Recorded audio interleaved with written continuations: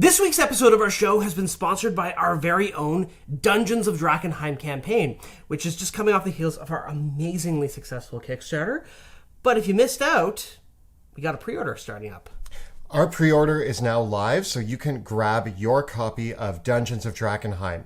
This campaign, which is set in a ruined dark fantasy city for characters levels 1 to 13, is now available for you to pre-order and will be delivered shortly after the fulfillment of our Kickstarter. Over the course of our Kickstarter campaign, we were able to do so many awesome things to augment the world of Drakkenheim, including Dungeon Master screens, miniatures, maps, and adding all new adventure sites from all the amazing stretch goals that we unlocked along the way. So if you didn't happen to get in on our Kickstarter, you can pre-order the book now by following the links to the Ghostfire Gaming store right down below. And now, on to this week's episode. Greetings, my name is Monty Martin. And I'm Kelly McLaughlin, and we are the Dungeon Dudes. Welcome to our channel where we cover everything D&D, including advice for players and guides for DMs. We upload new videos on Tuesdays and Thursdays, so please subscribe to our channel so that you never miss an episode. This is part 3 of our tier ranking for the Paladin in Dungeons & Dragons 5th edition. Bit of a short one this week because there's actually only one new class introduced for Paladins in Tasha's Cauldron of Everything that we hadn't covered in a previous video. In Tasha's Cauldron of Everything, they talk about the Oath of Glory and the Oath of Watchers. However, the Oath of Glory is just a reprint, and there's not been anything added to it, so our ranking on that stays the same. But today we are going to talk about the Oath of the Watchers. If you look on screen right now, you're going to see the criteria that we use to rank the subclasses. We've pitted the subclasses against each other and not those of other classes. Keep in mind that although we might talk about the flavor in roleplay or multiclassing, these are not core mechanics that we use to judge the class. And of course, as always, we look at all pillars of play when evaluating the subclasses, and we tend to focus on lower level abilities as being more important overall in our ranking, as opposed to the higher level features. Paladins get a 20th level capstone ability, and they're almost always amazing, but they're really not going to change the tier ranking for us because by that time, it's the end of the campaign. So there's a lot to discuss today, so let's get rolling. So the Oath of the Watchers is the new subclass in Tasha's Cauldron of Everything. Of course, the Oath of Glory being a reprint from Mythic Odysseys of Theros. The Oath of the Watchers is kind of the paladin on the edge of reality. Those who are vigilant for extraplanar threats invading this world. I kind of thought all paladins kind of had that, so this is another one of those examples of a paladin subclass that kind of doubles down as an extra scooping of what paladins kind of already were. Although I do think that all paladin subclasses kind of have that, where they're almost just more paladin-y, and they take an element of what a paladin is and crank that single element up. In this case, it's the otherworldly defense. Now, right away at 3rd level, we are going to gain our oath spells. All paladins gain an expanded spell list that they always have prepared. With the Oath of the Watchers, we have some pretty good spells here. Yeah, there's a little bit of an overlap with the Oath of Vengeance, actually, especially at the high end, because both this and the Oath of Vengeance get Hold Monster and Scrying. They also get Banishment. But what I really love about this one is that we're getting Counterspell, we're getting Moonbeam, we're getting See Invisibility, and the only ones that I think are kind of the losers of this list, and they're not even that, are Alarm and Detect Magic. And those are great spells, but Paladins don't get Ritual Casting by default. So it's a little tricky to use these as effectively as characters of other classes are, because the best part about Alarm and Detect Magic is that you can cast them as a ritual, and Paladins can't do that. Still good to have them. What do you think? All in all, I actually think this is a great spell list. I find it comparable to my favorite Paladin, which is the Vengeance Paladin. Yeah. And although it's slightly different, we have some really standout spells here. I think this is one of the best spell lists. The Oath of Vengeance has a lot more mobility, whereas this one has more utility. I think that the Oath of Vengeance between Haste and Hunter's Mark is going to come out ahead in the damage department. Moonbeam is a great spell. I really like it, but it isn't the best ticket to more damage necessarily, especially because it takes an action to move it. So all paladins also gain a Channel Divinity feature. At 3rd level, as a Oath of the Watchers paladin, you're going to gain 2 options to use for your Channel Divinity, and that is Watcher's Will and Abjure the Extraplanar. Watcher's Will is awesome. As an action, you bless a number of creatures equal to your Charisma modifier, They get this blessing for 1 minute where they have advantage on intelligence, wisdom, and charisma saving throws. All of them, whether it's a spell, ability, or other magic item. There's so many situations in the game where an intelligence, wisdom, or charisma saving throw make the difference between whether you are going to win gracefully or struggle through a combat encounter. Being able to have advantage on all of those rolls means that you could turn the tides of battle in a lot of situations. Plus, this stacks with your Aura of Protection, which all paladins get, meaning that you're bolstering the party to have saving throws that are going to be really hard to fail. Abjure the Extraplanar is similar to the Cleric's Turn Undead feature, except that instead of working on undead, it works on celestials, elementals, aberrations, fae, and fiends. So all the stuff that comes from other weird dimensions of reality doesn't work on humanoids, doesn't work on undead. They make a wisdom saving throw against this magic, and if they fail, they're turned, which means that they're not frightened. That's the key thing about being turned. It's not a fear effect. So it bypasses a whole bunch of immunities, and it means that all the creatures that you do successfully turn that fail their wisdom saving throws, they can't approach you, and the only action they can take is the dash action to run away from you. And this only ends after 1 minute or when that creature takes damage. So if they fail that initial saving throw, they're just kind of stuck there doing nothing. Or fleeing out of the room. Yeah, or fleeing out of the room. And so this ability could be a huge shutdown. If you're walking into one of the big boss's rooms and they have a room full of minions and they're all fiends, well, guess what? You can clear out those minions pretty quick. You might even get the boss himself to start running away. Yeah, I think the tricky thing here is that fae, fiends, and aberrations often have abilities that are really scary and target intelligence, wisdom, and charisma saving throws.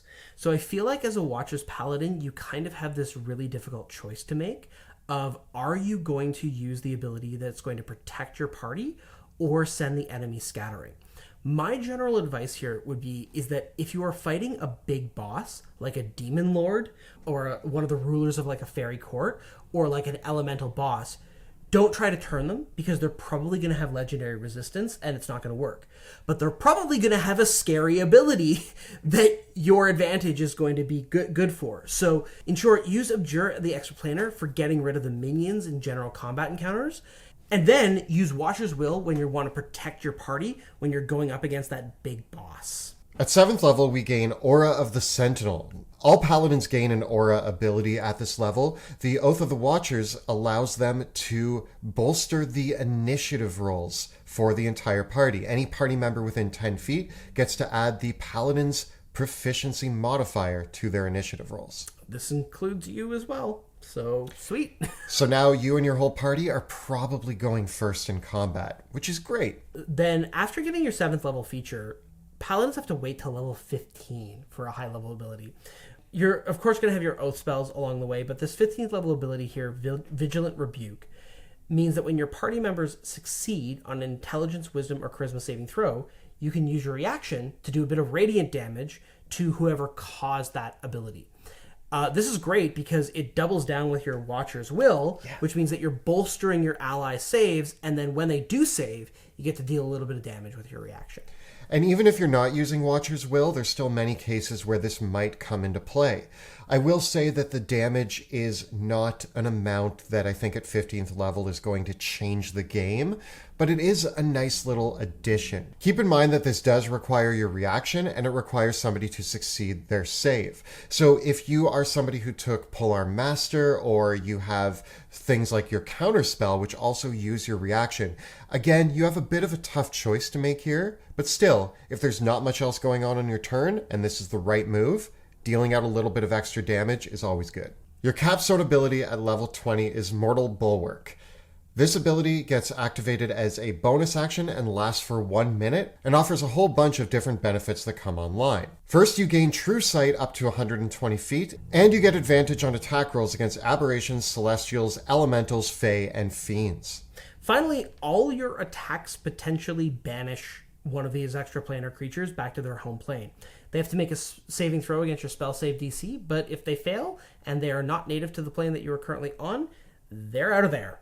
This is a crazy powerful ability. it's along the lines of all the other Paladin subclasses that get like this uber form at the end. It's good. It's really good. I mean, you're gonna wreck the final boss. You're gonna really, really like it whenever you get to use this power. But again, it's a level 20 feature. It's really hard to factor it into the rankings because it's many campaigns don't even go this far. And if they do, it's going to be for the last session or two. Yeah, it's like you're level 20, you've got a Holy Avenger anyways, you're overpowered, go have fun. Kill Tiamat. So let's get into this. The Oath of the Watcher, I think, is an excellent representation of a paladin. It's really cool to be the guardian on the edges of reality, stopping these extraplanar entities from entering your realm and harming things. I think that the theme that this is trying to capture is well represented in the options presented. I struggled on whether this was an A tier or an S tier. Really? It's really powerful. It is. It's really fun. But I ended up landing on A tier. And my main reason is this. The abilities here are going to be super, super useful, but not in all situations. Whereas the Oath of Vengeance, which we gave the S tier, their abilities don't care what the enemy is. Most of the time, their abilities are just saying, I'm going to kill things and I'm going to kill them now. The Oath of the Watchers can't excel in every single situation. If you're playing Descent into Avernus, you're an S tier. You are going to... No disagreement from me on that one. Yeah, not at all. You're nullifying situations. If you're fighting in a campaign where your main problems are phase, fiends, so forth and so on, guess what? You're the best paladin. But if you're fighting an undead campaign, you're going to be a little sad. If you're fighting a Tyranny of Dragons... Tyranny of Dragons, for most of the campaign, you're dealing with cultists, humanoids, and spellcasters, and these sorts of things. Yeah, your abilities are still going to be useful enough to grant you an A, but you're no longer the greatest star paladin out there.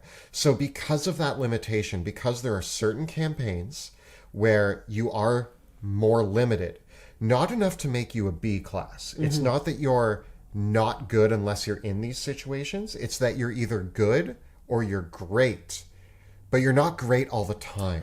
Well, I mean, ultimately, just to look at it from another perspective, this is still a paladin that has Moonbeam, Counterspell, Banishment, Hold Monster, Scrying, which those are generally useful in a lot of campaign situations.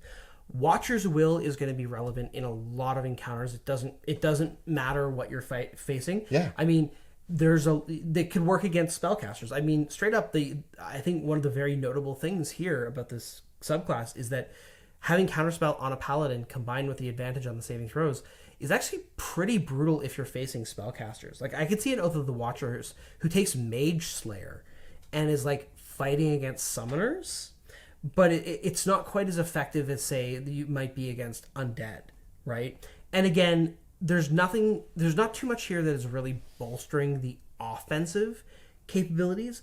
You're not getting any better at slaying the monsters, but the Abjure the Extraplanar is an incredible battlefield control power. It is really, really good, and I can't understate how good it is, and that's why, like, in Descent into Avernus, where every other encounter is against fiends, and this ability's coming back on a short rest, you're just kind of laughing your way through that. And you've got a really great defensive feature for when you can't use it. I agree, though, Kelly. It's really good stuff, but it doesn't... When I add up, like, Counterspell, bonus to initiative checks, pretty good spell list, Moonbeam, really good defensive feature for resistance against really scary spells. For me, that doesn't add up to the same point as crazy damage dealing capability, incredible mobility, haste. So the question of, is this S tier? I think for me it's no. It's certainly an A+, and it is absolutely S tier if you can say 50% or more of your encounters are going to be against fiends. Yeah. In so many campaigns, this is potentially an S tier paladin. I would say 75% of campaigns, you're going to find yourself being one of the strongest options for a paladin out there. But be careful and be aware of the campaign you're setting out on before you pick the Oath of Watchers. If you want to play it, of course, go ahead. But if you're in a campaign where you're dealing with humanoids or undead, this doesn't become the strongest option out there. And that, for me, makes it an A+. No matter what, it's great. Yeah, because, like, even in a direct comparison, like, if you have an Oath of Vengeance paladin and a Oath of the Watchers paladin going up against the same encounter, and even if that encounter is a bunch of fiends, I'm actually hard-pressed to say which one is going to do better. Because that Oath of Vengeance paladin is going to do a lot more damage. And enemies that are running away are great, but you know what's better than enemies that are running away? Enemies that are dead. Yeah. And I have seen an Oath of Vengeance paladin call out their Oath of Enmity at high levels where they get to do additional damage and like additional attacks against their vowed enemy. And I've seen that paladin take down a demon lord in 1 or 2 rounds. Yeah, and I just don't think until you get that 20th level capstone that gives you advantage on your attack rolls against Tiamat, like the Oath of the Watchers doesn't quite get that. Yeah, so again, when we look at this, I think A+ means that this is easily one of the coolest and best options for a paladin out there. We want A and A+ subclasses. Yeah. So Oath of the Watchers gets 2 thumbs up in my books, and I think it's one of the coolest paladins. I think overall, I just have to say for my biases, I favor a good offense over defense. I think that in general, the offensive capabilities are stronger because you can be more proactive against them. And as much as you can stack up amazing defensive features with the Oath of the Watchers, I think that, again, it takes a little bit of planning to use because, again, that Watcher's Will, it's an action to activate that, right? So if you can game it if you're careful by activating it before combat, but if you have to spend an action to put that down in the very first round of combat, you're now way behind on damage. And so the damage that you could have dealt over that turn could have ended the combat a turn sooner, which would have it's like that whole sort of thing. It's like, an ounce of prevention is worth a pound of cure, right? I mean, I think the Vengeance gets the S tier because it's idiot-proof. It's just yell at the enemy, I'm going to kill you now, and then you kill it, and you kill it so hard. The Oath of the Watchers takes a little bit more work and planning, and that makes it a little bit more difficult to use, but I still think it's a superb subclass.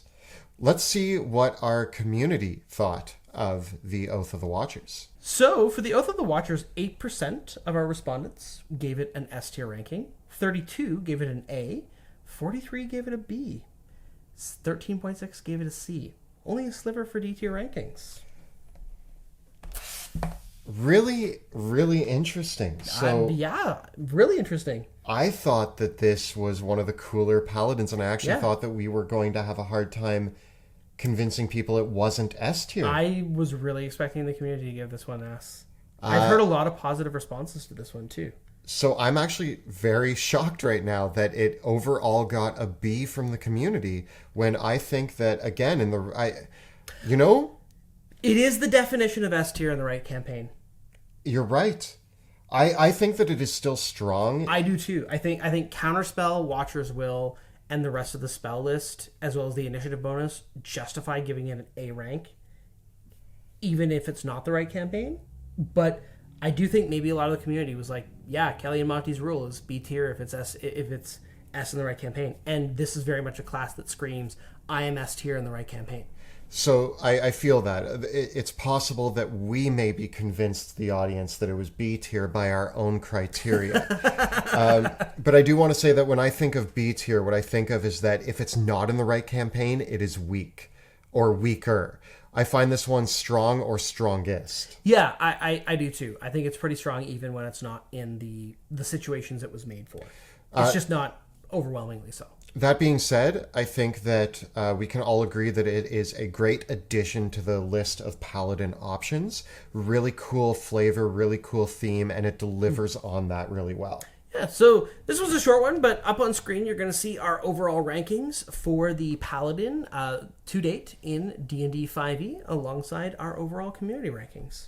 Yeah, so again, Paladins are great, and nothing really in the Paladin list ever got a D tier.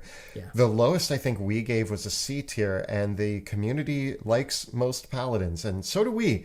I think that Paladins are one of the all-stars of D&D 5e, and you can't really go wrong playing one in any campaign. Got a really strong character in your D&D party? That's a Paladin. So this has been part 3 of our Paladin tier ranking in Dungeons & Dragons 5th edition. Tell us what you think of the Oath of the Watchers in the comments below. The videos that we create on our channel are made possible thanks so much to the incredible generosity of our Patreon supporters. Thank you guys out there. Really make all this possible. If you enjoy the work that we do here on YouTube, please consider supporting our work by following the links in the description below. And don't forget to check out our live play Shadows of Drakkenheim, which airs Tuesday nights at 6 p.m. Eastern on Twitch. You can find all the previous episodes right up over here. And we've got plenty more tier rankings for the subclasses in D&D 5e right up over here. Please subscribe to our channel so that you never miss an episode. Thanks so much for watching. We'll see you next time in the dungeon.